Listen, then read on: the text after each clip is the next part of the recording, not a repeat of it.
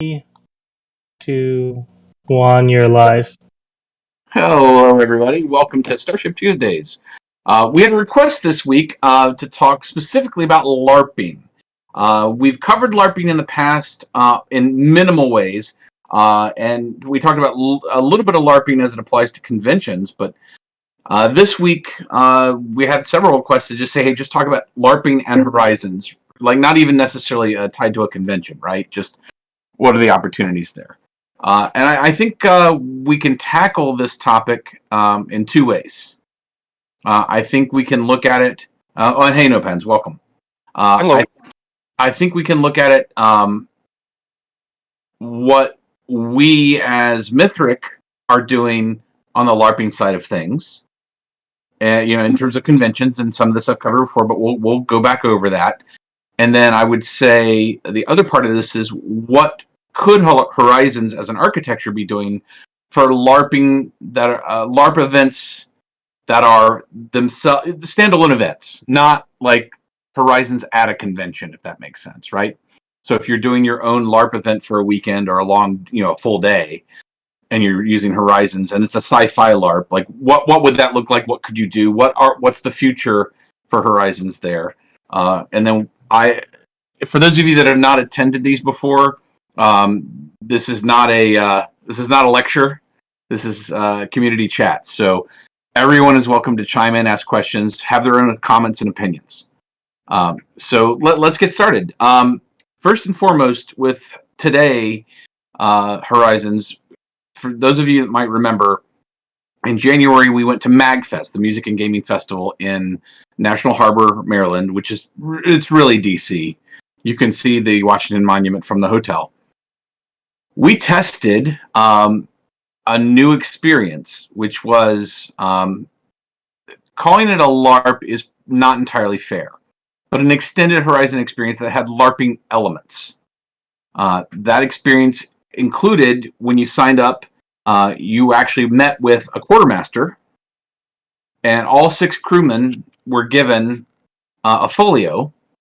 And in that folio, and it was theirs to keep, by the way. And from our LARPing perspective, you get this. And in that folio, it was an information card and then 6 random cards. These random cards were or are equipment and ordnance and things like that. And they were all different. So everybody got different equipment, and they got together with their quartermaster and outfitted their ship to go on a particular mission. Now, that mission was game mastered. So there was a live game master, pulling the strings, making sure the experience was going as expected, or keeping them on course where necessary from a story perspective. Encompassed also with live actors playing certain NPCs that the crew interacted with at certain spaceports or other vessels. That experience doesn't have an official name yet. We're going to have one soon, but we kind of jokingly called it. I called it Distant Horizons or Uncharted Horizons. Those names are too generic. We'll come up with something more unique. But that's our convention experience. And the idea is the convention experience. There's a storyline. There's multiple missions you go on. So you come back to the next convention. There's a next chapter. And you get another set of cards. And so you build up these cards over time, building up your own arsenal, if you will, of ordnance and special missile launchers and special lasers and things like that. So I would stop short of calling it a full-blown LARP. I would say it's a heightened convention experience, more of a D&D experience, actually, because you've got a game master and live NPCs interacting with you. With some LARPing elements tied in. Again, we've covered some of that before. I don't want to spend too much more time on that tonight since we have covered it before, but I will say anybody that's in attendance have any questions about that experience I just mentioned?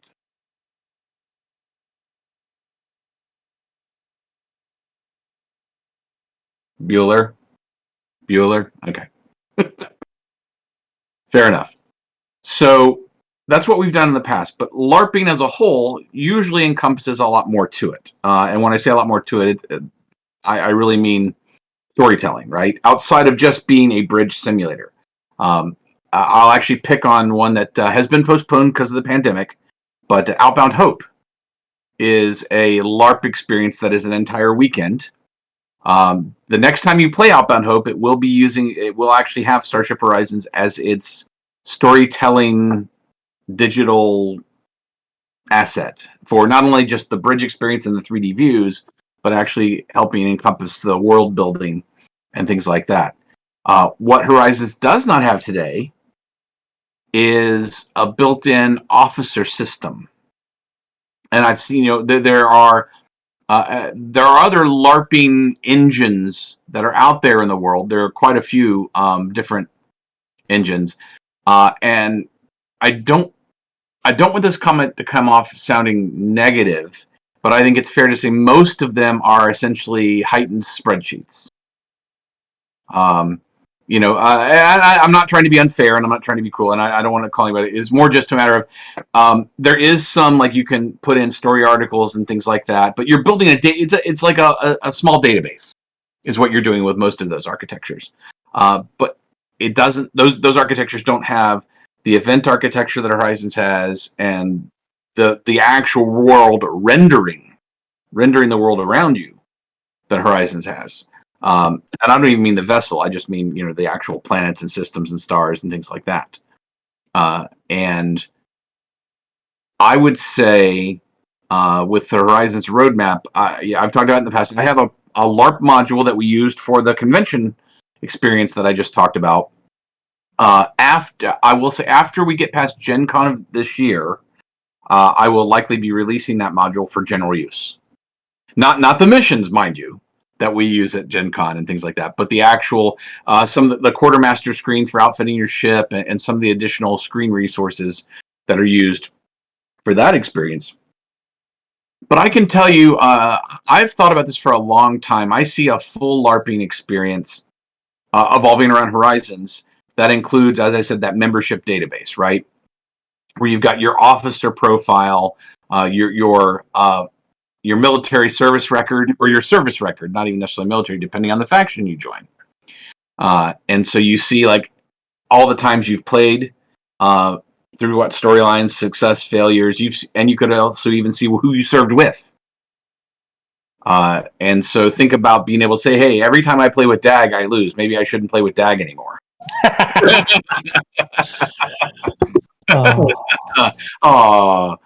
Usually when people play with me, they lose, so it's okay.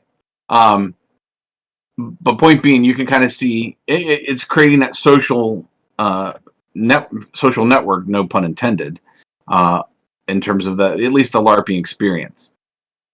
With the built-in iris system, right, we can weave a deep storytelling world where there's information out there in the world that's not just plot, right? So you can actually weave the backstory for your LARP and everything in there, but having that officer interface would allow for a couple different things. A player-driven economy, where I, as this officer, have X number of credits, right? And you create an economy that way. And a lot of LARP engines, you're going to have, obviously, stats and health and credits or treasure, things you find, depending on the type of LARP you're playing. If we're talking about classic LARPs, whether it's Narrow or Vampire the Masquerade or one of the live LARPs there. But I think that player model is going to be critical to really extend that. Because, Dag, I see you thinking. Go ahead. No, I was just thinking about Vampire move forward onto a Starship.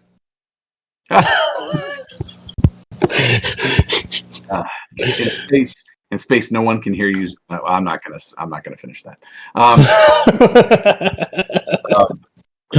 But yeah. Because I started with Killer, which is the Steve Jackson LARP. In the modern age, the name sounds very, very inappropriate, but it was really just about, like, you could play as a vampire, somebody played as a vampire, and you had to find them, or you did this, that, the other. But that was like my first introduction to live action role playing. And then, of course, came along after that was the Vampire the Masquerades and many others. And then if you're talking, and those, like Vampire the Masquerade is one you could play on college campuses really easily. back in the day. But Nero, which was more of a sword and sorcery thing, is something you went and played in somebody, in the woods somewhere, or on a site that had things set up, and you had volunteers playing monsters, and that's the infrastructure for that's obviously larger, right? But for Starship LARP, you really kind of, I try to not just focus on the bridge if we're thinking about a LARP, right? That's why you heard me talk about players and their service records and things like that. And if you implement, which is on our roadmap, unrelated to the LARP, by the way, but if you implement a communication system, in-universe, by the way, in-universe communication system, let's call it, email, right? Where I, as the player, can receive a message from, and so I'm not in a bridge sim, right? I'm not in a session, but I'm getting a message from Starbase Alpha. Hey, report to bridge such and such, report to such and such vessel. So if I've got a whole bunch of people together for one big weekend, and I've set up X number, people brought their bridges, and so we've got a bunch of different bridges, and set up different scenarios where it's either cooperative or against each other and whatnot. But the idea that I could have and I'm talking big picture, right? I'm talking like what I'd really love to see, even for what I'm doing, is imagine having an app on your phone that is tied to it. And so I get that message saying report to the bridge, and it's all electronically focused.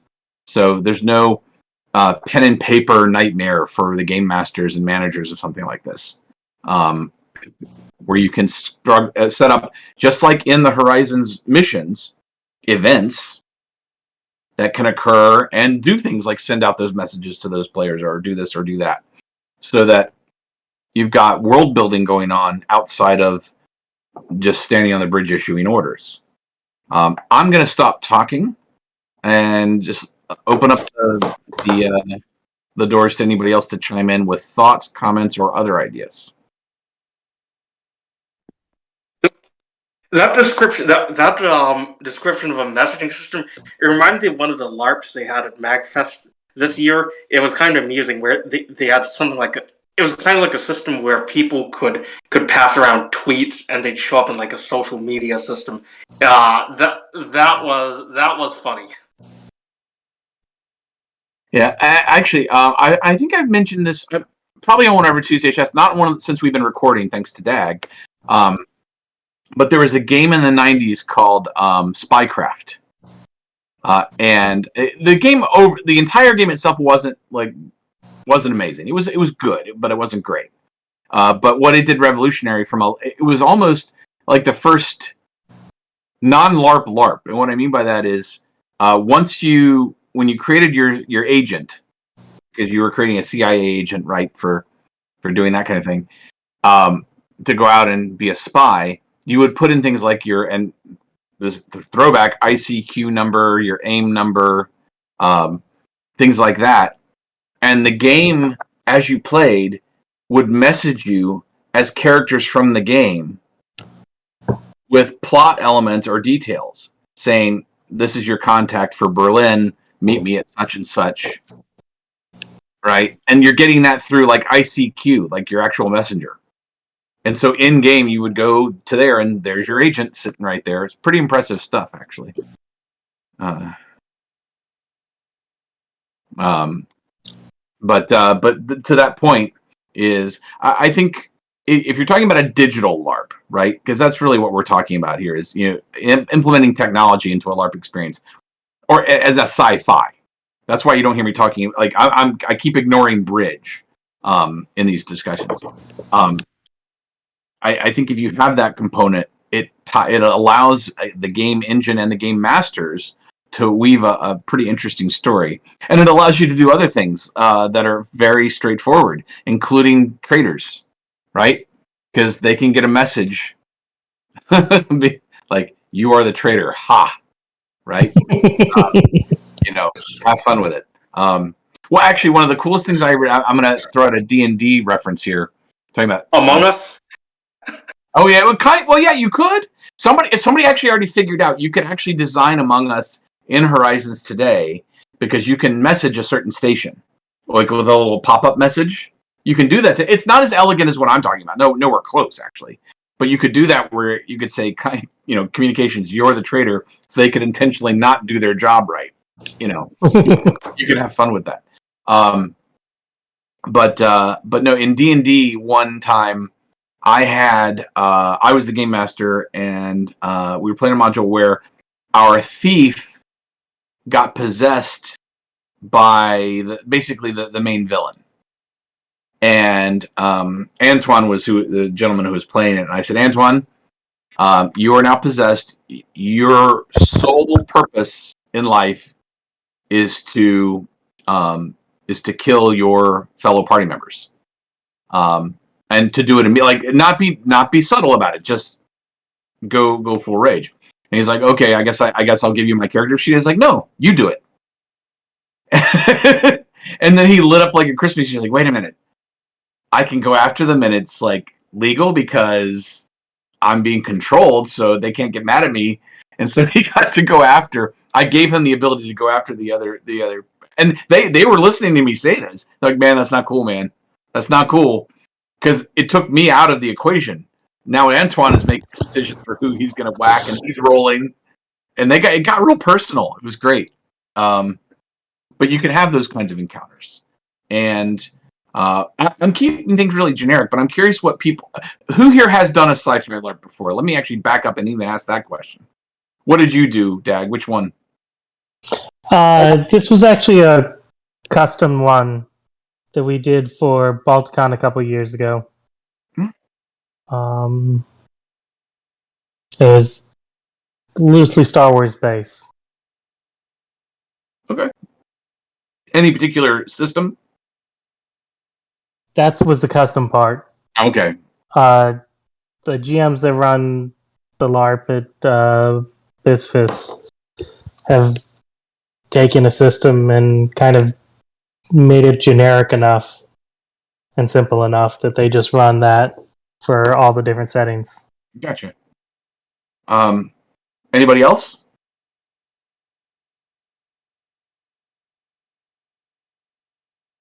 Interesting.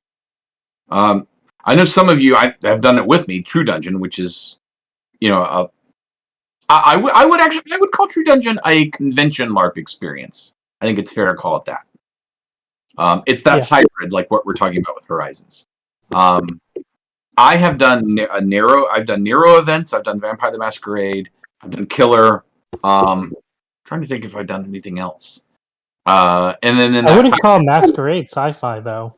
I mean, that's fair. To the direct question, sci-fi. That's fair. Yeah, those are just LARPs in general. Yeah, that's fair.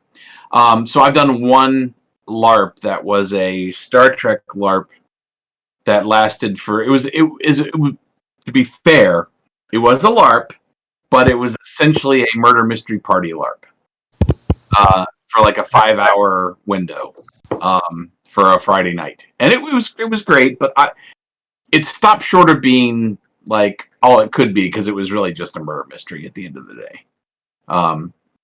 But they did send out messaging through text messages on your phones when they were feeding out informations, like because they wouldn't tell you if you were the killer or not, but they were saying, the issue you have with your alibi is X, but you can't tell them, right? Like, so it's not even that you're the murderer. It's like, but am I? So they were having fun with that, and so that was well done. I'm trying to think. Taggart, I know you're going to be doing saying LARP. You're probably going to do more of the convention style LARP with your once as you build out your experience, or do you think you're going to go full LARP with like a weekend event and things like that? It's really, I could do anything I want.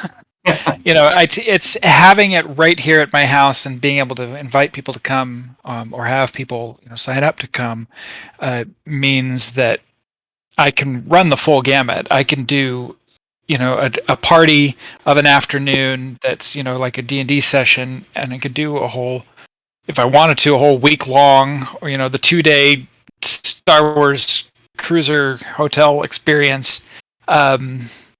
It's really just down to what I feel comfortable doing. But I think I'm just kind of taking notes because I haven't done a whole lot of LARPing myself. But just that, but I love the idea of just getting into an immersive experience, putting on a uniform jacket and being a guy on a starship for a while, and then providing that experience for others in a really nice setup. So I think, like, let's not even talk sci-fi LARP. Let's just talk LARP. I think for a successful LARP, regardless of the length, whether it's a few hours or a weekend, I think leave the game engine, electronic or paper, like whatever game engine it is, leave that out of it as well. I feel like to have a fun LARP, a good LARP, it is designed for interactivity, meaning you're interacting with other people by design, right? It's not where you can go LARP and sit in a corner. I'm playing a brooding, such and such, and I'm going to go sit in the corner, and that's what I'm LARPing as. No, that's not fun. But the story, so the story that is generated for this LARP event should drive interactivity. And the other part is a simple part that has nothing to do with anything else other than the participants really diving in. Because the LARP experience that I have that were the most interesting, it wasn't even about the LARP engine. It was about the people being engaged in the LARP itself. Taking off their hat that says that okay, I'm an accountant during the day, but now I'm such and such. I have a lot of. I wouldn't call it LARPing, but if you've done SCA, Society for Creative Anachronism, yep, it's not LARPing, but it kind of is. When you're at an event, when I'm at an event, I am Lord Arik von Regensburg. I don't respond to David. I respond to Arik or Lord Arik or so on and so forth.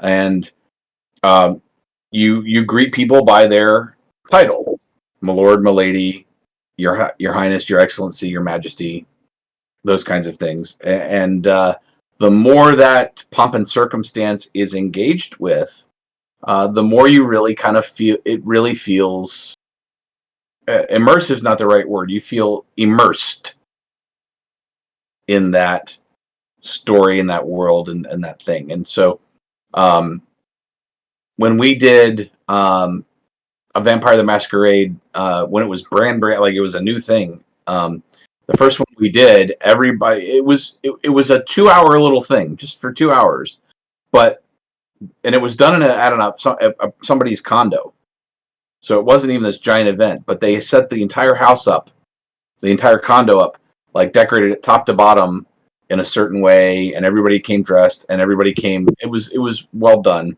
That was probably the most immersive one I've ever done, because it was just everybody was on.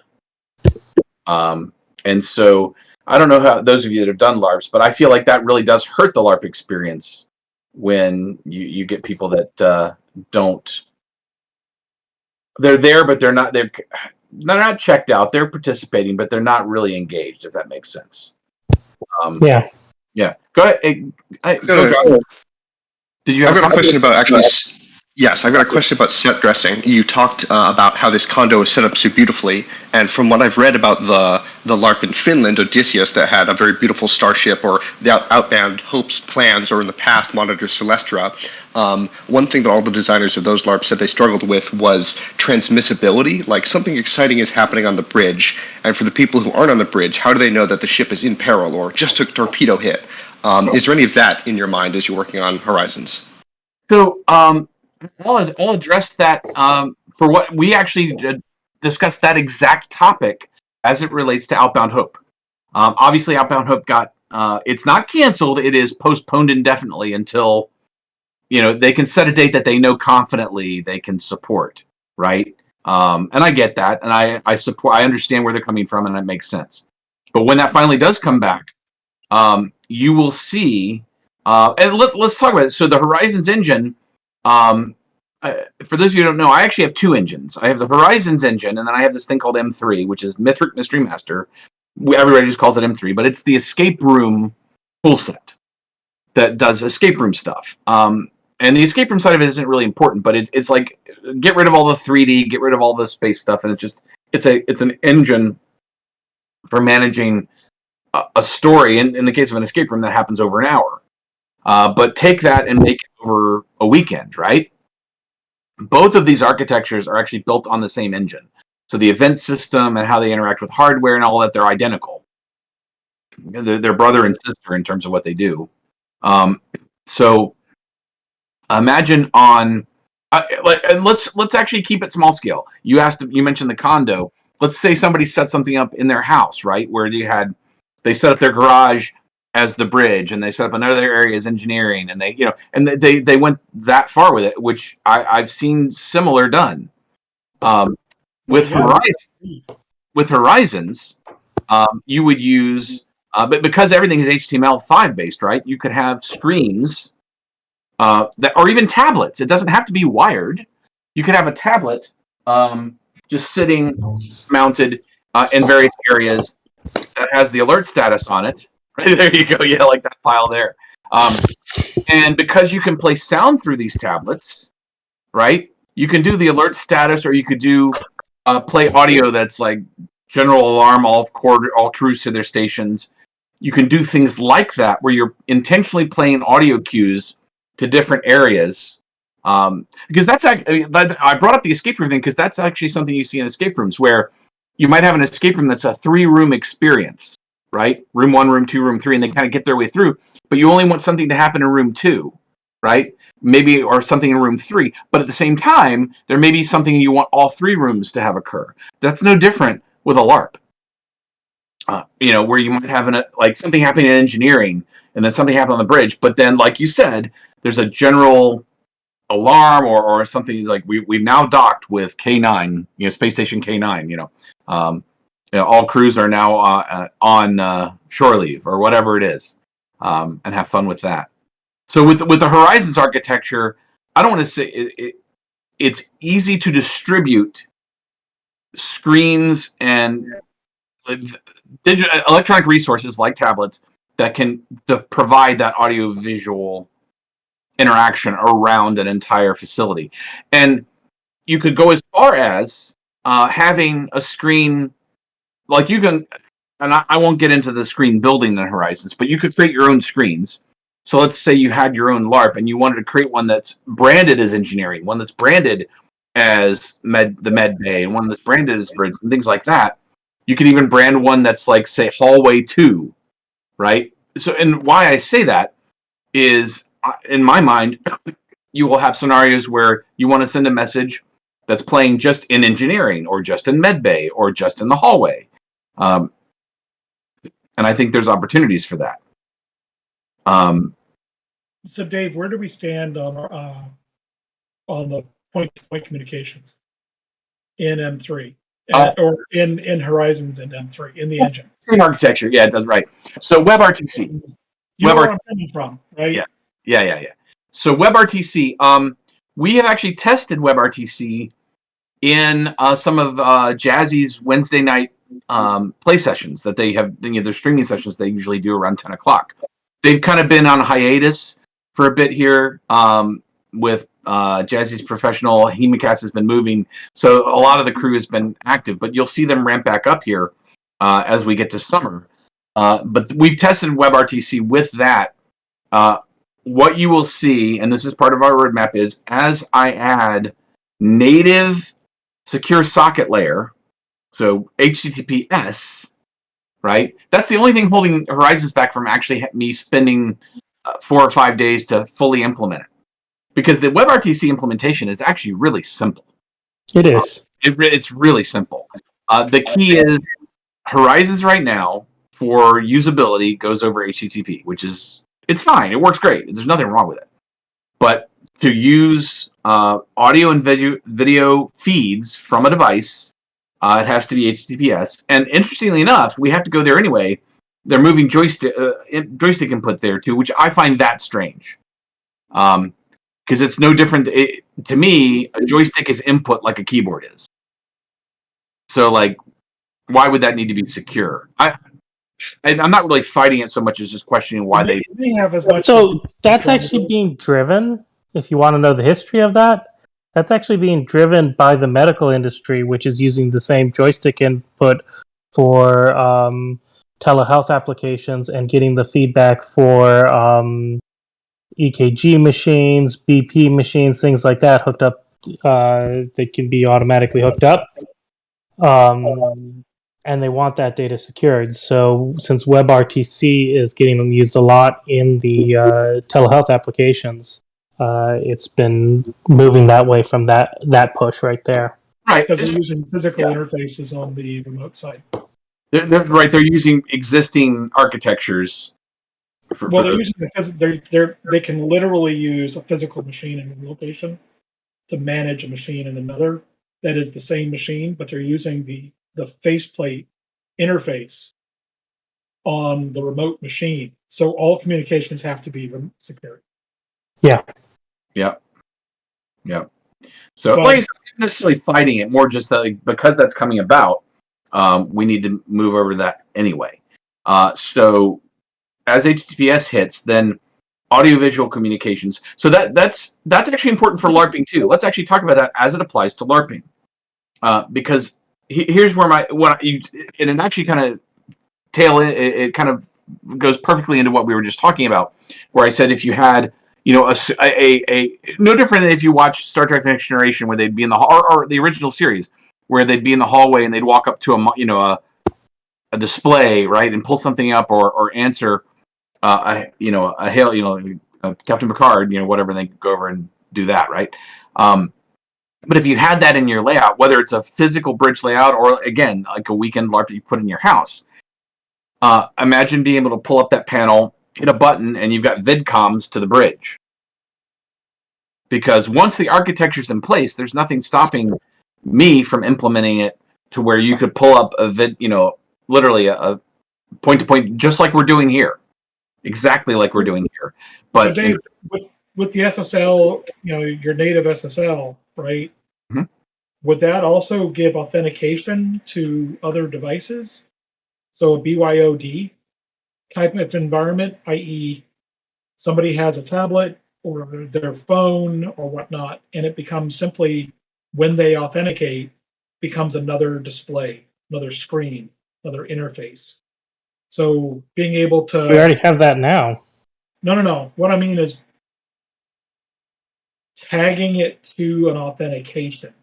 Oh, no. So yeah. The player logs in, authenticates with their device. That's their ship tablet, right? So right, it's role-based displays availability.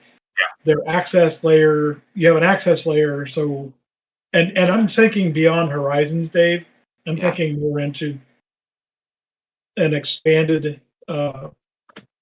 outside of game environment. Yeah, absolutely. So let's talk about it. So what you're really getting into is I'm identifying as X, and then the game. So and you're right to your point. I'm identifying as this account, right?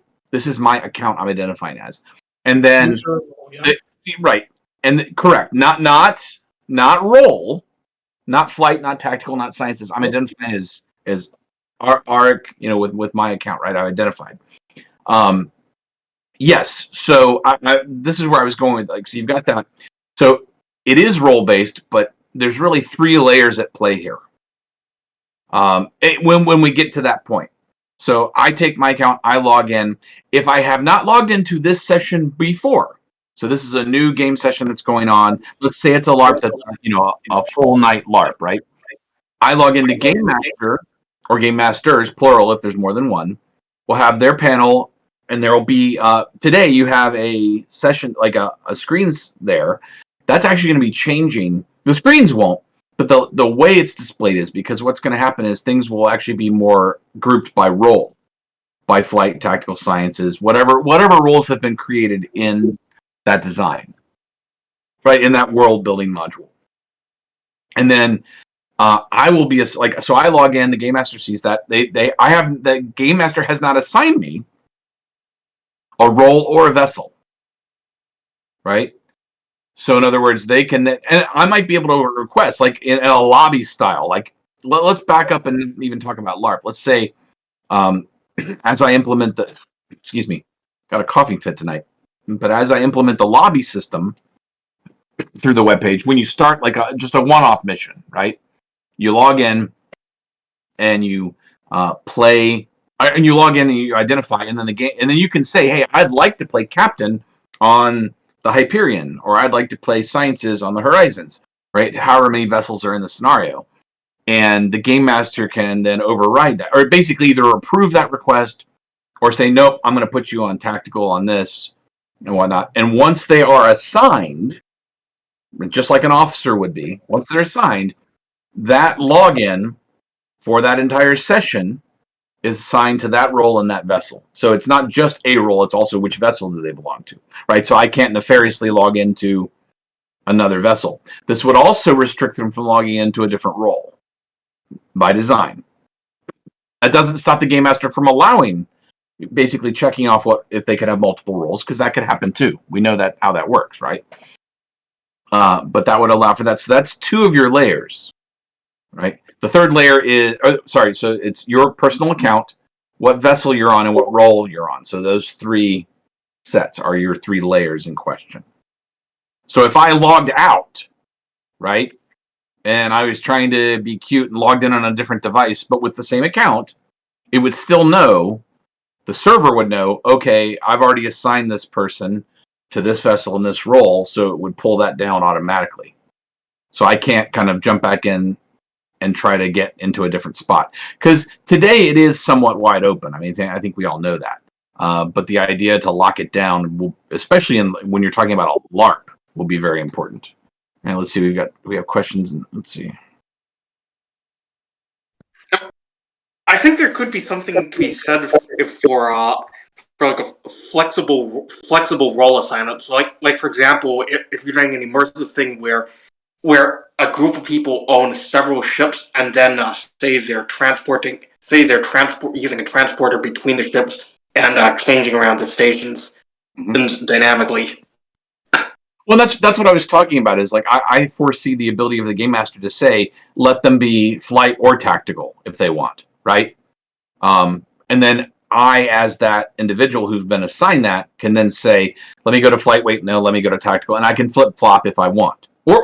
Or if I'm at home, right, and we're playing distributed, I could have a monitor for flight and a monitor for tactical if I wanted to. Which is exactly what I was inferring. Is that when you have maybe not a full crew, right? And you want to be able to play more than one station, and you're like Dag and have 30 monitors. Oh yeah. Okay, 28. But I only have 11 on my desk at the moment. Only. And actually, yeah, only.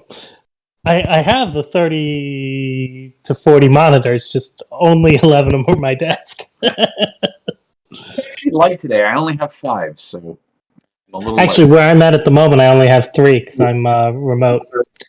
I'm actually just here with my 2 laptops and me. Fair enough. And my phone.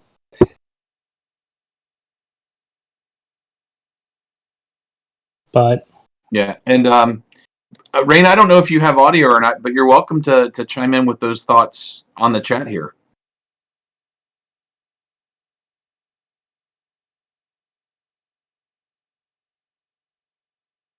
I'm not sure we can. You're unmuted, but I don't know if we hear you.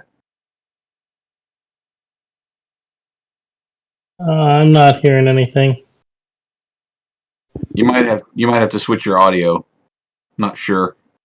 It's Discord being stupid. There we go. We got you. We got you.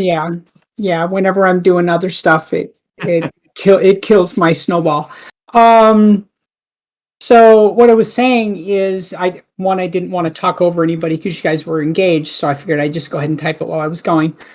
When you're talking about LARPs, like I mentioned in the text chat, your core game mechanics and your game design itself is going to be the most important part. And Starship Horizons is a phenomenal tool to be able to bring that level of immersion. And that would be how I would approach, if it were me, how I would approach using Starship Horizons. You'd have to have the core game in place. So like you mentioned, interaction, story-driven, the ability for participants to be immersed, and totally aside from the engine of Starship Horizons. Once you have something of that depth where people, just like you mentioned, Mind's Eye, for example, you could sit in somebody's living room and have a vampire game. Now, granted, it's far more fun when you're doing it, like, say, on Cannery Row or in Santa Cruz on the boardwalk, which I've done, and, at night, and that's just super fun. So all those things are just to the level of immersion, but ultimately you have to have a good thriving game as well as the community underneath it.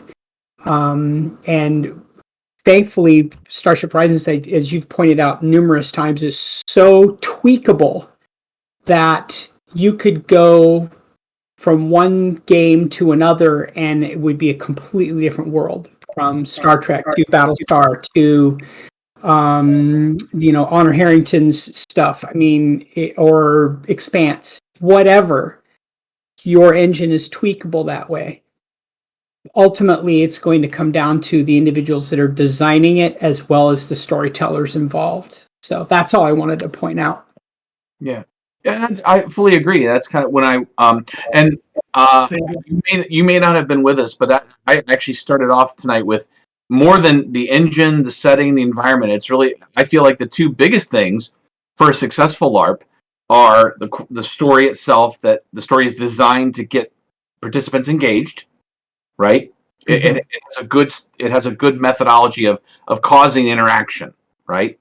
What you want, and that the participants themselves are vested, like they are in character and in full address.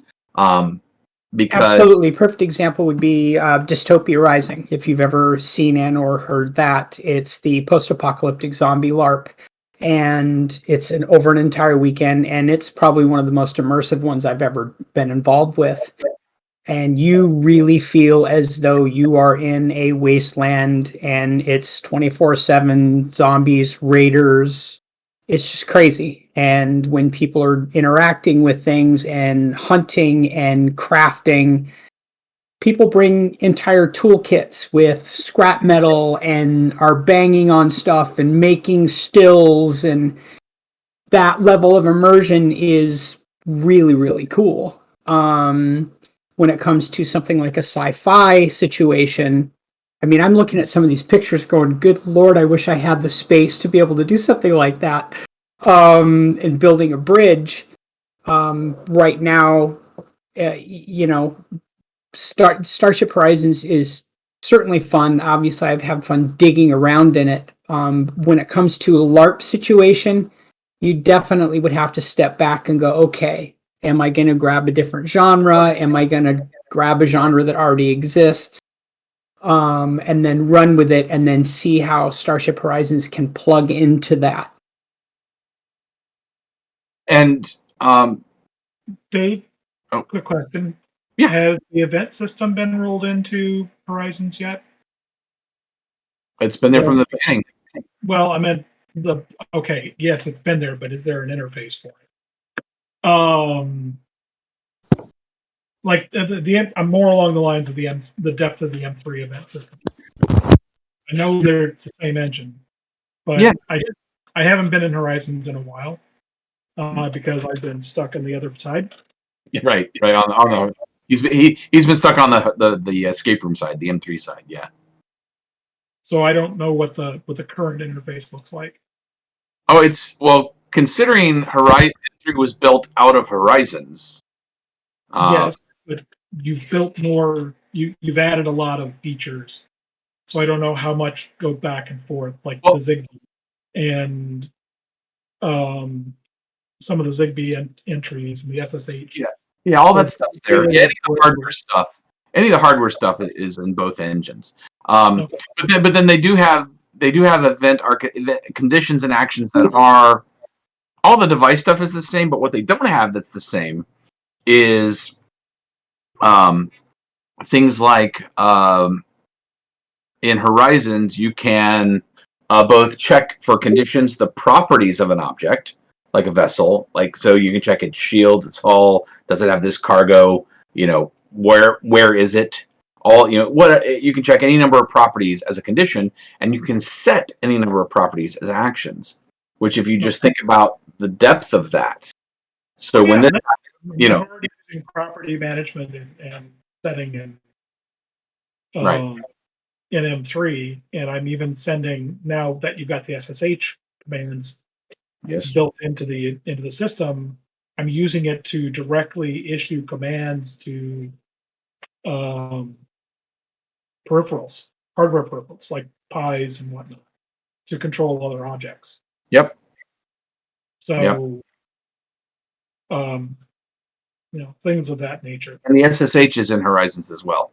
Yeah. That got added at the same time. Yeah. I'm already doing tons of physical devices that work with M3. I mean, if you just want a bunch of buttons, we can do a bunch of buttons that just talk to Horizons. We can build a physical hardware environment that uses commercial off-the-shelf hardware at low cost to build out a full-on physical interface. Because with that, we're just sending messages to Horizons. Yeah. Right, you're just flagging a device as on or off within a case of a button that you can then tie an action to. When they push this button, then do X. You can turn buttons on and off. Yeah, or enable or disable their use. Absolutely. Right. And if the button itself has a lighting element that you could turn on and off to indicate active. Those are the arcade buttons. They have built-in LEDs. Yep. You could slap. I'm actually using Sonoff basics. So not only can the button be turned on and off, it can drive an AC circuit. And if I use the low power one, the 5 volt, the 12 up to, I can run a low power system off of it as well for controlling other devices. So you've got a physical local control, but when that physical device gets activated, it tells the system what's going on. Right. So, but let's jump off of what you're just talking about, because for those of you who don't know, like as Hobbit, aka Brian, was describing, is that on the escape room side, that kind of stuff gets used a lot for what he does and interacts with. But on the Horizon side, talking about a LARP experience, let's say, and you were retrofitting a convention center, your house, wherever you're putting this sci-fi LARP together. Those devices are predominantly wireless, right, Brian? Yep, they can be. They can also be hardwired. Either or, right? You have the option. But the reason I'm bringing that up is there's nothing stopping you from having a few small devices that are wireless. That is a button that you could or buttons or button panel that you could distribute throughout wherever you're setting up, and you don't necessarily have to wire it, which gives you a much more flexibility to just be able to put something somewhere aesthetically or thematically to be able to set up an environment like engineering or a security button, to lock a door or whatever whatever you were going to do. If you wanted to, you could even have a suitcase puzzle that could be, the flux capacitor or whatever that has to be repaired as part of the game. This has been damaged. You could have essentially a set of knockout panels with plugs and wires and bibs and bobs and bubbles and things like that inside that could become part of the LARP. And that right. You got to go fix it. And you can build it into a box that you can easily carry to a convention center. And it just needs to get tied into the system, and then you can do stuff with it. Right, and that's all great points to raise, because it gives you, again, that flexibility where you don't have to build out an entire set. You can just bring different components that wirelessly talk to each other, and Horizons can listen to then trigger actions, events, or even just to notify, hey, they pushed an alert button down in engineering. I wonder if it's being taken over by the enemy, right?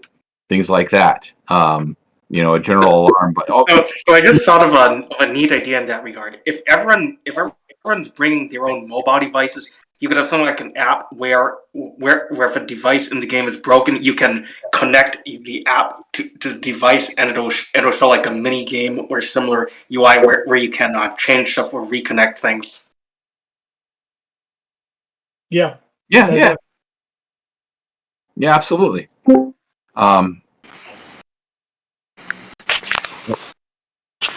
You're back. So as a LARP kind of environment, the other thing, and Dave, I'm not sure how far we've gotten with this. Oh, fur baby. Yeah. Sorry. Is the multi-vessel interactions and the parasite vessels and things of that nature. So things we were kicking around for a LARP was the fighter squadron. Yes. That's on board of the capital ship that you're on, and the fighter squadron is nothing more than a bunch of cubbies, a bunch of simulators that are tucked off to the side, or someplace that when you need to dispatch, launch your squadron, your pilots all go dashing off to jump in these things, and they become another ship in the game. Right. Well, let me talk about that actually. And there's definitely some growing pains with it, but DAG and the others actually tested kind of the alpha phase of, it's called the drones right now, so that's not really the appropriate term for it in larger scale, but the drones were intended to be test screens. So it's a single screen that you connect to, and you say, I'm drone 1, I'm drone 2, I'm drone 3, I'm drone 4, like a drone pilot, right? And then there's a LARP screen called the flight deck, where the flight deck officer says, okay, drone 1, you are now fighter 1. Drone 2, you are fighter 2. And then they can hit a launch button to launch them out of the ship in the case of the test that we've been playing, Horizons. Or the Rising Star, depending on the mission you're playing. And then you actually, with again, connected through a web browser with joystick and throttle, can fly around as standing by. Right. Red 5 standing by. Red buttons standing by. Yeah. So that's in progress. It is functional, but it has some gremlins in it that we need to work out. Just call it enemy action.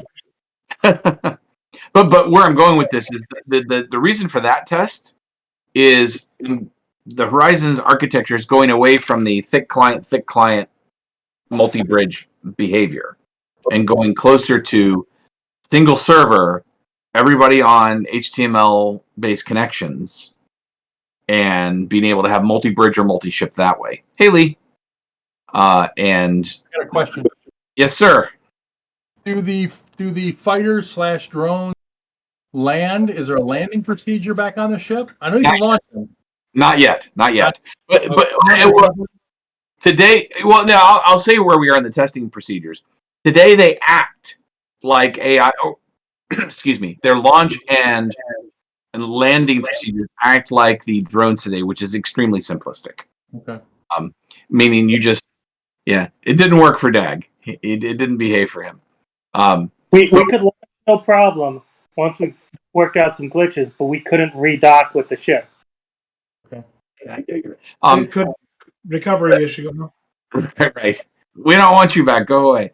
That's all right. But the intent for drones, whether you're a repair drone, a shuttle, or fighter, is to actually go through more of a traditional docking procedure. Because anybody can try this, by the way.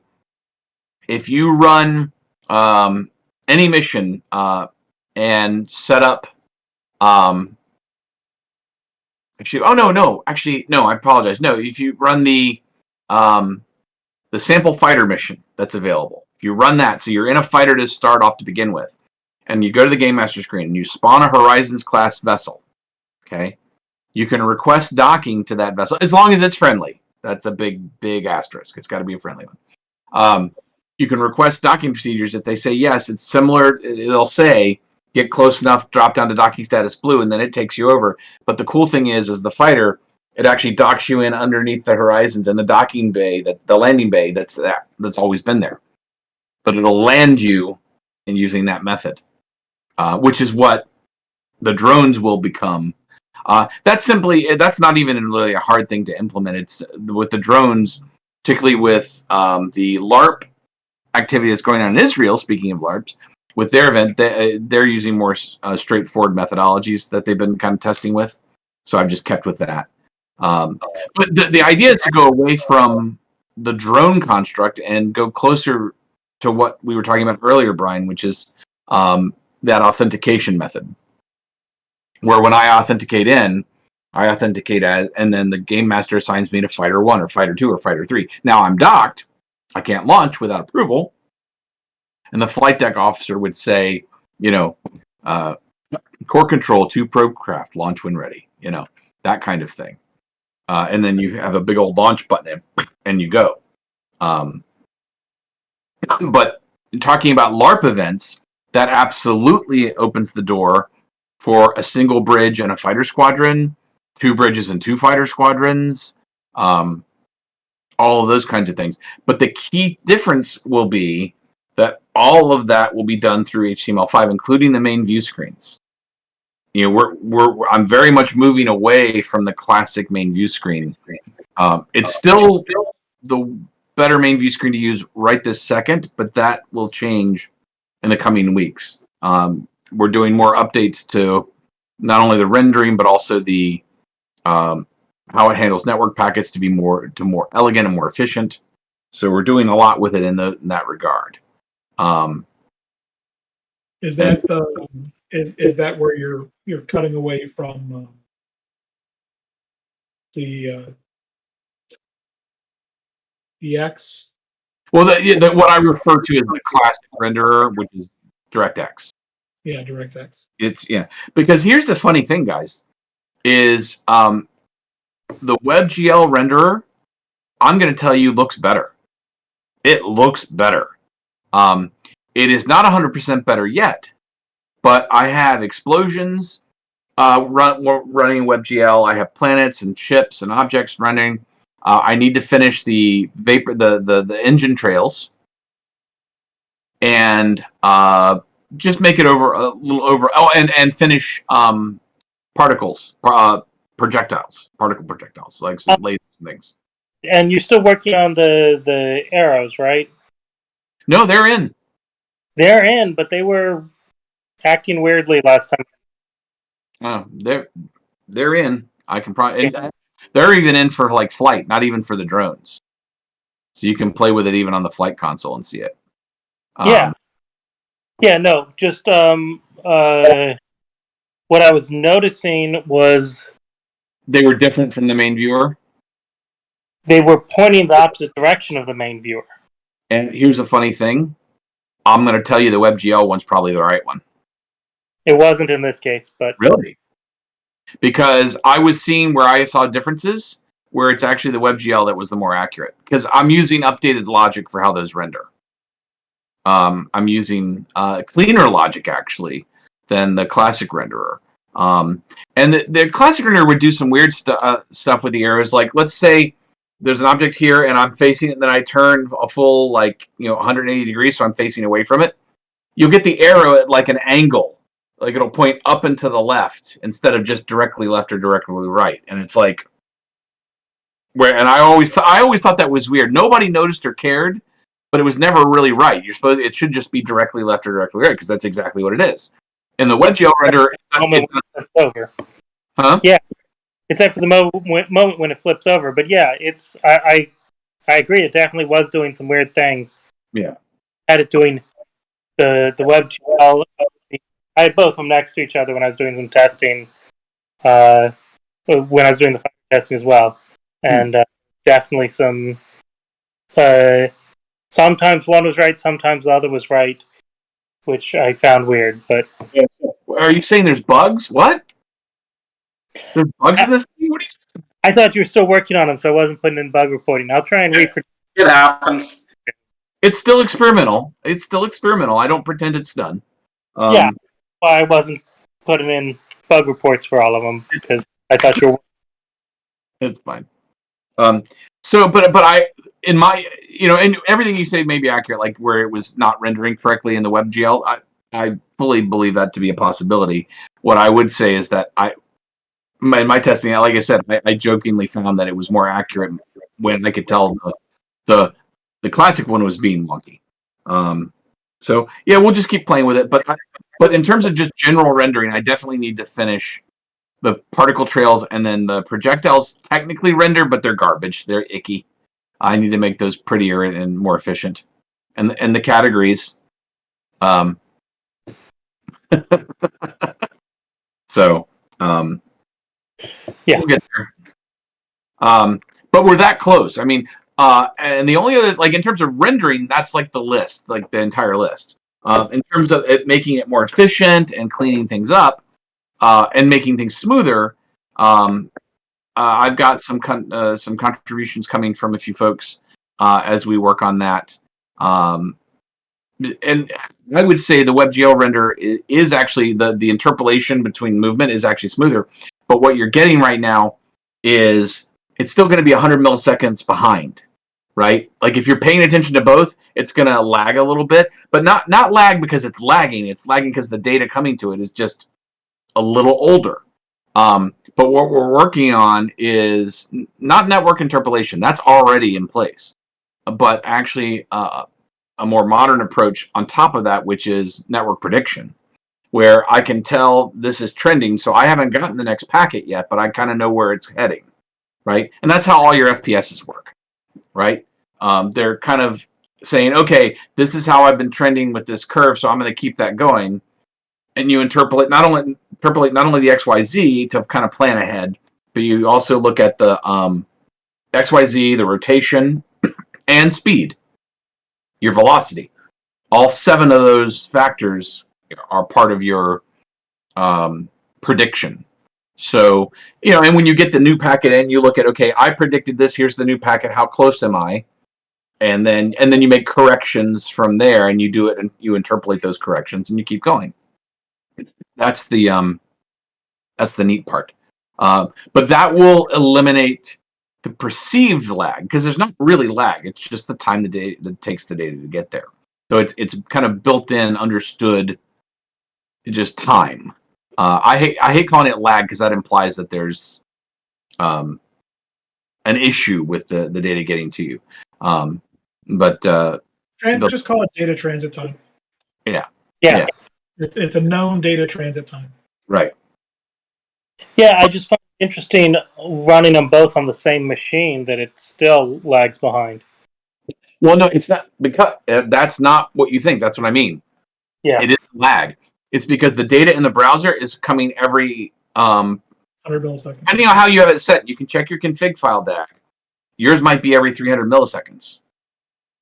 So the packet data is only every 300 milliseconds. So that's by design. You're not getting real-time data from the server. You're getting near real-time. I bumped it up in my config file. I could possibly eliminate that? Yeah, I wouldn't go below 100 milliseconds, but yes, you could. No problem. You can play with lower. I'm not telling you, no, but I mean, but yeah, that basically dictates the heartbeat of, so pressing the fire button or going to red alert. Those are real time packets. So like when it happens, you get the packet immediately, right? But the world data, object movement, in particular, object updates, your contact data that renders the world, those are intentionally set at a cadence, at a frequency, so that you're not, because otherwise you're just getting, you can basically choke on packet data if you didn't do that. So, but that's, again, that behavior is no different than any, insert any FPS you've ever played here. No, I get it. Yeah. So, but that's why they do not only the interpolation of between here's current packet, here's the new packet I need to get from A to B, but then also I'm going to predict where it's going based on the data I've got. And here's the other thing. You can do some prediction with a pretty high level of accuracy if you're getting local input, as in joystick and throttle. I know what they're doing. I know that they've done this, so I don't even need the server to tell me. I know that they're moving this or changing that or whatever. And because you're telling the server which way you're going. Right. So there is some advantages there as well that can be utilized in that prediction model. Yeah.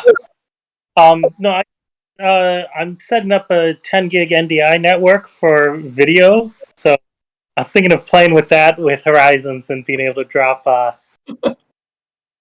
So, but let's. I know we kind of gotten off LARPing, but talking about watching them side by side. Even if you drop that down, the difference actually, and something I've never liked, is the legacy or classic renderer has no interpolation.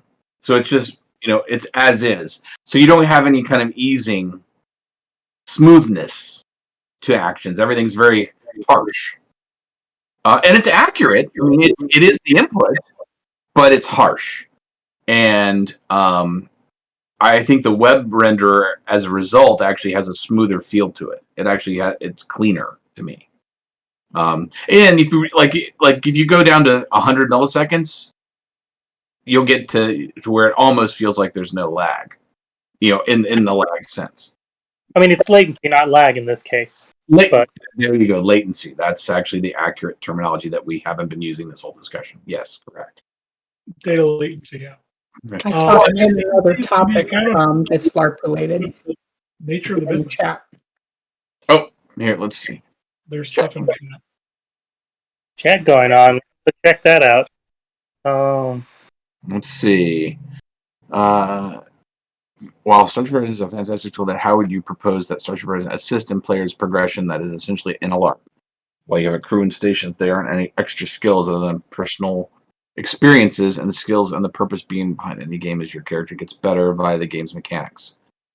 So, yeah. Don't you have your card system there, Dave? Okay, right. We have the card system that we just talked about at the beginning of this, but we're talking about into the individual, right? In a LARP, like me, the officer.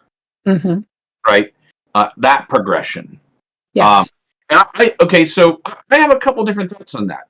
Outside of your personal skill, because that while that does happen, it cannot be part of the game mechanic when you're talking about a LARP. Right. You like my ability to throw a football and Dan Marino's ability to throw a football shouldn't enter into the LARP because I would lose every time. But let's talk about progression as a general concept. And I'm not even about a particular skill or ability, but progression in the game engine as it applies to the LARP, not the bridge simulator. Mm-hmm. I can see the engine supporting that methodology in a couple different ways. Let's say my engineering skill. Let's just say there's some basic skill set in the classic methodology, right? I have an engineering rating as my character. Well, the more I play engineering, that can be experience that is garnered for that role. That's a simple thing you can do, right? So every time I play tactical, the related, I can get experience towards related attributes on my character. That's the top order one that you can do very easily, and I see it where it's not even a 1-to-1. It doesn't have to be. Right? Like playing captain may give you a tiny bit of experience across the board, as opposed to playing tactical gives me more experience for the whatever assets that role. So I think it's role based is really what I'm getting at. Mm-hmm. Is each role you can assign a certain amount of experience towards a certain attribute. Right? Because one of the things you could do, Dave, and I think you've already talked about this, is that you had initially talked about individual players being able to accrue experience. And when they log into whatever station they have, that experience can be applied, that modifier for that player can be applied to the engine in that role. So for example, and I don't know if this is in the engine yet or not, but for example, you're a tactical officer, right? And this tactical officer this player is assigned as a full-on tactical officer, not an assistant. He's been, apparently in the game, they've been doing it for years and they're an expert at it, right? And they're highly rated. So they get bonuses in the game engine whenever they're logged into the tactical. Does that make sense? Yeah. And I think, And that can be done where the characters can carry that experience from game to game, from LARP to LARP. And that way, you know, so don't die in LARP because then it's all erased. Right. Well, and I think also, I think again, this is up to the game master and the designer of the LARP experience as it applies to Horizons, and this progression we're talking about of your individual character. There's no reason you couldn't have essentially puzzles that you've created that, as they solve those puzzles, they in themselves are individual experience, right?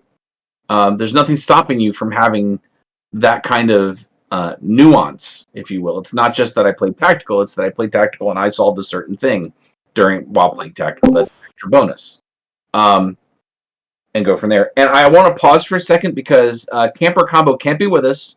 They have an early start this morning, but they did post some questions in the community dev chat that I want to give time.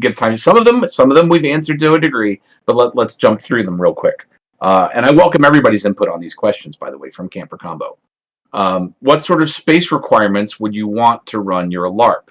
What do you think the minimum is? I'm going to answer that pretty succinctly. It's really based on the LARP story you're doing. If your LARP story is bridge based, then it's, you could do it in a living room, a 10 by 10, right? If you're at a convention. If your LARP is more distributed, where there is interaction with a colony or a space station or things like that, you're going to need more space. You're going to need a 10 forward or a quarks or an ammunitions depot. Or you're going to need to, so it's really the LARP itself will dictate your space requirements, is what I would say. Would anyone else have thoughts on that? I mean, if you're doing a LARP and not just the bridge LARP like we did at MagFest, I think you need to have other spaces besides the bridge and the fighters anyway.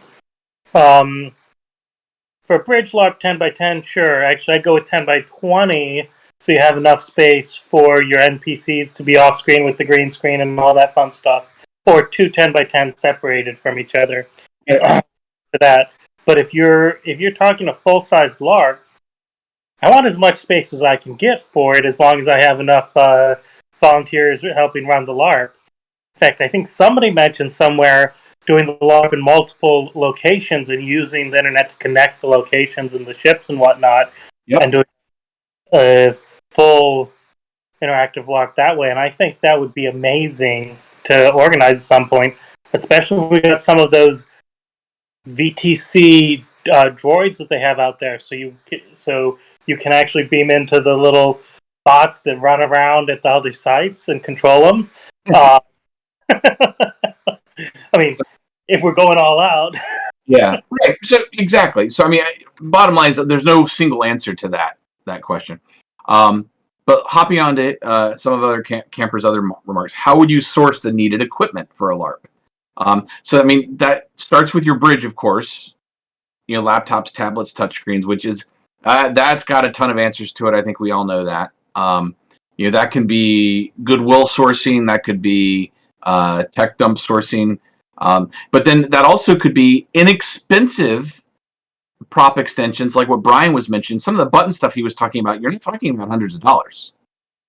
Like, a button or button puzzle that you want to have in a certain area of your LARP to represent an engineering puzzle, or, this is a security panel that you have to get in through to get into this part of the LARP, etc.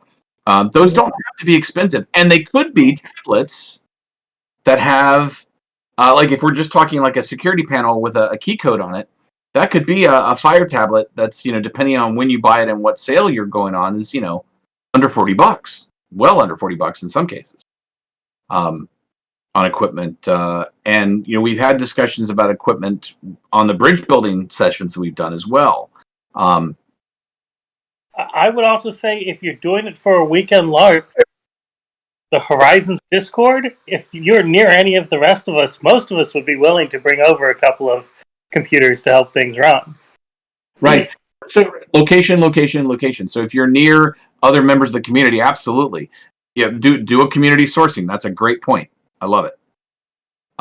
next question. What are some cool things GMs can do that they might not know they can do? I like that question. That's a good one.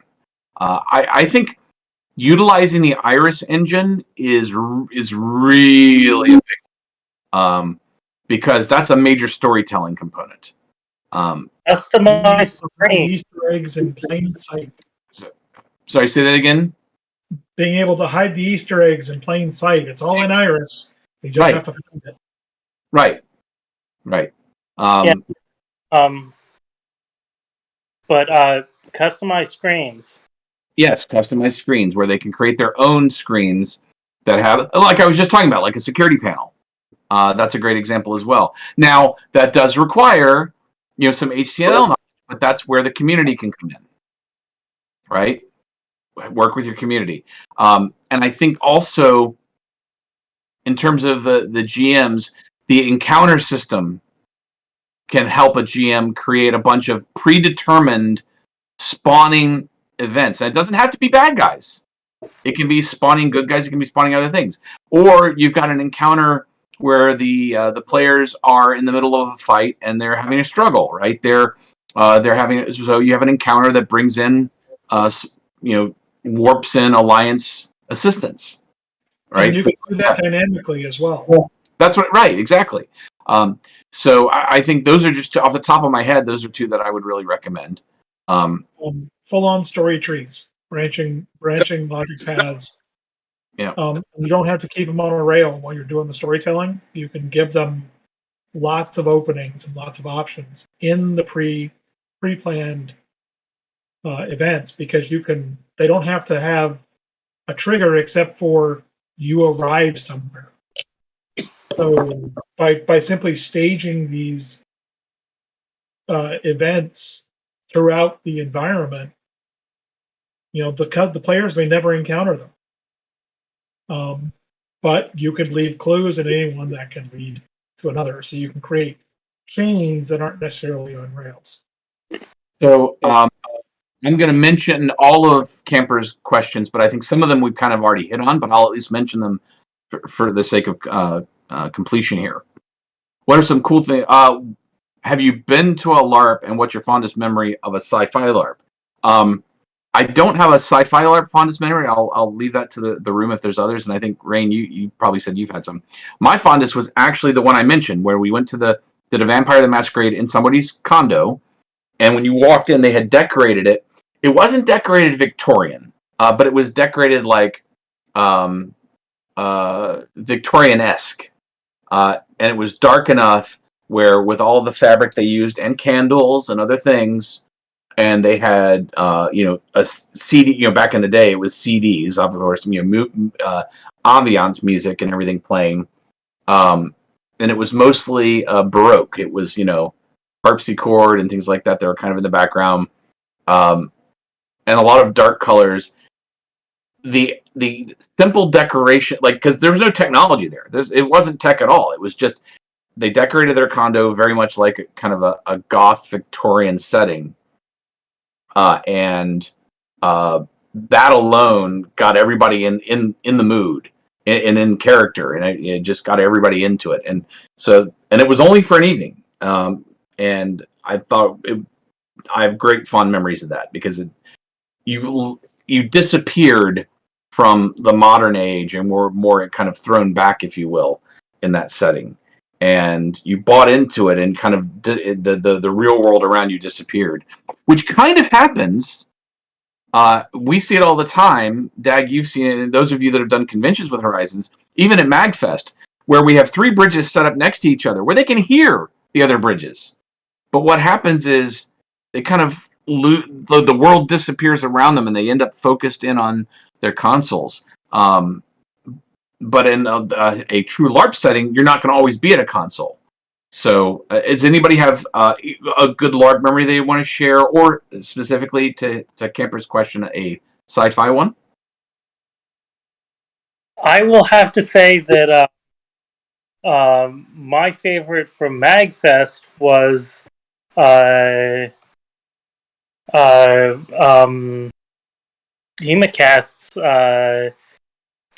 the junk one. I can't do it justice, but hopefully Jazzy will have some of the recordings up soon.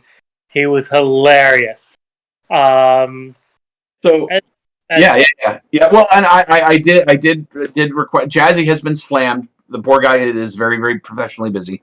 But we will see some sizzle reel stuff fairly soon. But I actually, okay, I will back up and say sci-fi wise. I think talking about the Horizons LARP test we did at MagFest, there was one, and Dag, I don't know if you remember this.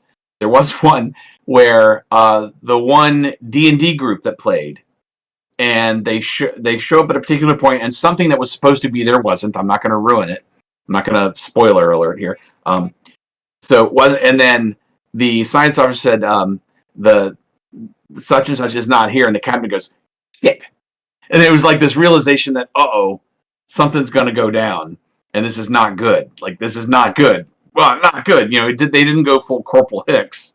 Game over, man. But it was that kind of reaction of despair, and it was a great moment because everybody in the control room was like, "Oh yeah," because they were vested, and that's where LARPing gets really fun for everybody, game masters and NPCs included. Anybody else? That situation, that seems familiar. What was that at this MagFest? Yeah. That's the only one we've done the LARP at so far. Oh, okay. I think I might know what you were talking about. That wasn't. I don't think that was your group. I might have. You know what? I don't actually. Division by Zero. I don't know who's your group or not. I'm not gonna lie. I don't remember. I just remember the captain. I distinctly remember. Remember, we were supposed to follow the ship, and then we were looking around various sectors, and it wasn't in any of them. Yeah. But the captain's reaction was priceless. That's really what I'm referring to. It was good stuff. But Rain, any LARP experiences you want to share? Not trying to put you on the spot. Wow. You'd have to try and think of different ones. I think probably the most fun one that we ever did is we dressed up a van to be a small shuttle. This was back when, of course, we were playing Quartet. And used it to transition from one location to another. So the back of it was closed off, and when the shuttle took off, the van actually drove from one location to another. So it's shaking and moving, and everybody's like, "What the hell's going on?" And going from one planet to another and landing, and they had to get out and investigate a situation. And we had, these lizard costumes where it was the species that they had to interact with to figure out what the sickness was. And we used laser tag as weapons. So being able to set that level of detail was pretty fun. But I guess I would still have to say the most immersive I've ever done is Dystopia Rising. And I think when it comes to a really well done LARP, it can take days to come down from when you've stepped back into the real world, if you will.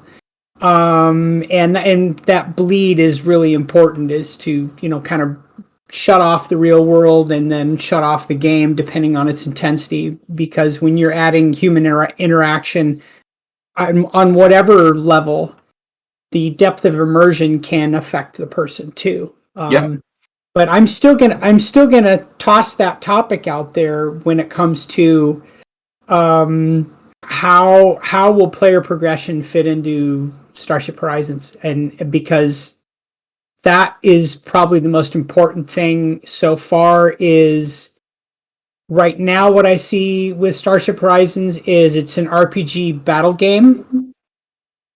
The LARP sense of progression isn't there yet, and that was why I asked that question. Yeah, you're going to see that evolve over 2022 because of what we're doing with our convention LARP experience and what other permanent LARPs like the Phoenix in Israel is doing. So what I'm really getting at is, like what I mentioned earlier is definitely on the radar, but I think it'll be an evolving topic that we'll be getting feedback from the LARP community on as we move forward. But it definitely will evolve around the core constructs of having, a user profile, having one or more multiple characters that represent your persona, and then that persona having experience, not stats in the not stats in the traditional sense, but experience in different categories that we talked about. Because what you mentioned earlier is really important to me, and I've said this before. It can't be about how good you are as a player or how often you've played Horizons, because that can be an unfair advantage from a LARP experience. It needs to be based on other tools and other measuring qualities. So yeah. So, but again, this will evolve, and we'll probably have conversations in the future on Tuesdays where it's just about that portion of the LARP experience, like the player, how a player's character evolves and what that looks like relative to what does that gain them over time, right? What do they, and I have some thoughts on that as it applies to the card system. That where the cards. So imagine being able to actually get cards that are about your character progression, not just the ship. And those cards represent your progression in some way. And again, I'm just talking out loud. All of that will evolve. Let's see.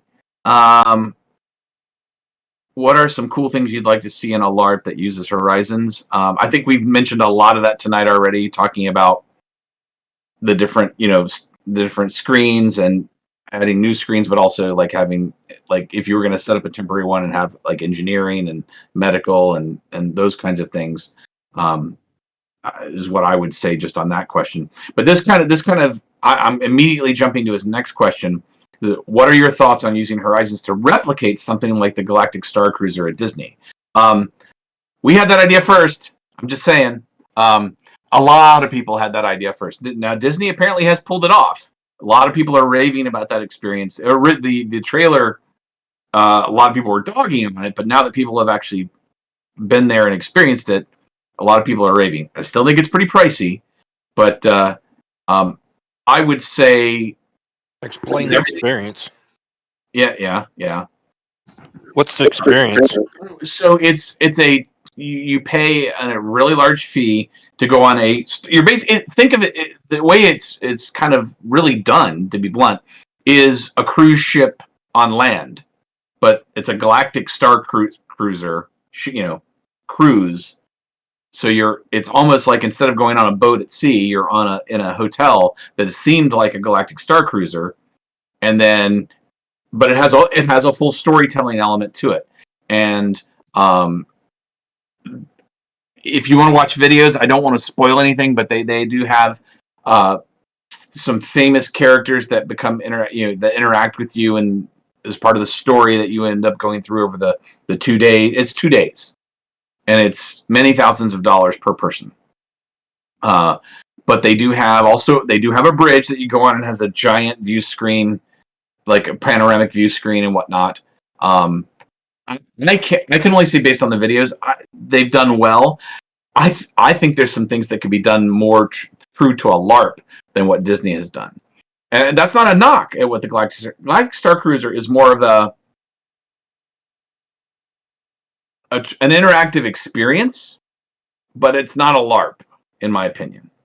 Others may disagree with me, but it's because once you've done it, you go back, it's the same thing. So at least now they may evolve that to where there's different weekends for advanced crews, but basically the 2 days you're there, everybody's there for the same 2 days, and the storyline for everybody evolves over those 2 days. So you couldn't have a second time group with a different storyline and a first time group with a first storyline, because things happen in real time in the open areas. So you couldn't have that with the way they're doing this, because there is very much a show aspect to certain portions of the experience. So you would have to have dedicated days for evolving to the next phase, which they may very well do, but right now they don't. And most of the interactivity is not to the depth of what we're doing in Horizons, and from a Starship perspective. They've got plenty of interactivity and plenty of depth in what they're doing from just like panels working and whatnot. But I do know that everything evolves around your data pad, aka your the phone they give you. And a lot of people have said most of your interactivity is actually on your phone. Well, not on your personal phone, but on the data pad they give you. So you walk around with the data pad and do things around the Star Cruiser with that data pad. And I'm paraphrasing, and I'm trying not to give away any spoilers if you don't want them. You need to, if you want spoilers, go watch the videos because there's people that have documented the entire story. But I want more of a, like when I think of a LARP, I think of assuming a role. I am Lieutenant such and such. I am Cadet such and such. I am Commander such and such. And when you're on board with your fellow crewmates, that they all interact as their role suggests.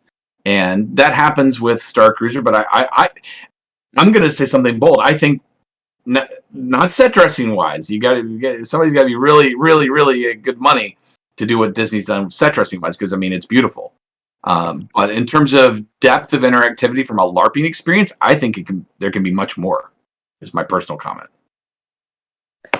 I think that you can do much more with what we have now on that, outside of set dressing, obviously, because set dressing is now with modern tools and people that are in this, that not in this chat, but have been that are in this channel that I know that are brilliant fabricators with enough money could build that Galactic Star Cruiser and do it better. And I mean that very seriously. But but it's the almighty, right. Yeah. I think people in this chat could do it better if we had the budget. This is true. Okay. You build it in the metaverse. Yeah, right. Build in the meta, right. So we got two more questions from Camper. Would it be possible to have individual turrets that fire in Horizons? And I'm assuming that question is related to a person acting as the turret rather than the AI acting as the turret. And now that we've been experimenting with the drones, what I would say is once we've got the drones and or fighter pilot interfaces working smoothly, they're not now. Once we get that really nailed down and working smoothly, then there's nothing stopping me from allowing you to assign, okay, you're turret 1, you're turret 2, you're turret 3, have fun, and you're literally playing, Space Invaders with the turret. Absolutely. And to be fair, games like Space Nerds in Space, which is a Linux-based bridge simulator, if you've never heard of it, you have to know Linux and you have to know how to compile things, but it's a pretty slick little fun little space sim. It's very much it's got some nice UI to it, but it also has the aspect where you can play a gun turret on a ship, which is nice. And that's some neat stuff. So yes, there will be a possibility to do that. And the final question we've already really talked about, but I want to bring it up for everybody, is that how would you go about creating puzzles or elements that affect the game world outside of using Horizons? So that goes to two topics. And Brian Haven brought it up earlier, which is having devices that have physical buttons. Like you could have a Simon prop, right? That has different buttons that you have to do in sequence. That tells Horizons, because Horizons can talk to devices like that, hey, they figured out the puzzle, and then you can cue Horizons through the event system to take certain actions.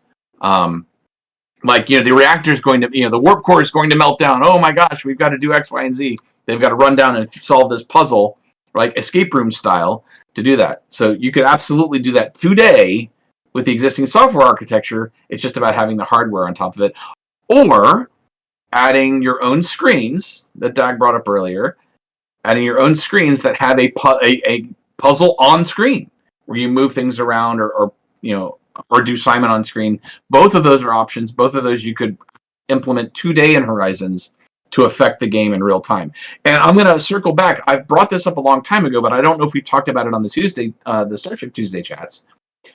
Rain mentioned in one of her experiences, they used laser tag. We are serious. It's part of the roadmap as a far off item, but it's on the roadmap to integrate with laser tag, so the Horizons natively can talk to laser tag. We've talked about doing it for conventions, so that you can have a laser tag area where if they take over a base, that enables ship A. Like if you got two ships that are duking it out, and there's a orbital platform that has major artillery on it, then whoever takes over and claims the base, like capture the flag, gets control of that artillery station, so that that ship can order it to fire on the other ship or whatever, right? Or go deeper in a LARP sense, where it's an away mission and you're monitoring that crew alien style, where you've got their heartbeat, you've got Hicks and all the different characters like alien style up on a screen. There's nothing stopping you from doing that as long as we can connect to the packs. And we know how many times that pack's been hit, aka their health and what they fired at. And all once you have all the stats and you know all that, you can do so much. So yes, the idea to tie into laser tag is absolutely on the table for us. I wanted to circle back to that after Rain mentioned it. The first thing that comes to mind is if part of the experience where something transports onto your ship. So imagine having to fly the thing or do tactical while dodging lasers and aiming behind you. Oh, you mean like where they're actually somebody physically trying to mess with you while you're actually playing the station? Yeah, like for example, if there's a hostile presence in the bridge, so then you have to balance operating the ship with fighting back. Oh yeah. Oh, gotcha. Okay. We're getting close to 8 o'clock. This has been a great night of discussion. Awesome stuff. Exactly what I was hoping for in terms of community conversation. Camper Combo, I know you're not here, but great questions from you. I'll kind of wind it down to parting shots for tonight, because I will be revisiting this topic, but again with more specific focus, like we talked about earlier, like just about player progression or about props. We could have a night about props, talking about props or new screens and things like that. So I think all of those can be topics on their own. But does anybody have any parting thoughts or questions on what we've covered tonight?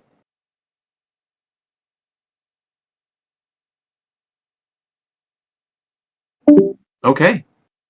All right.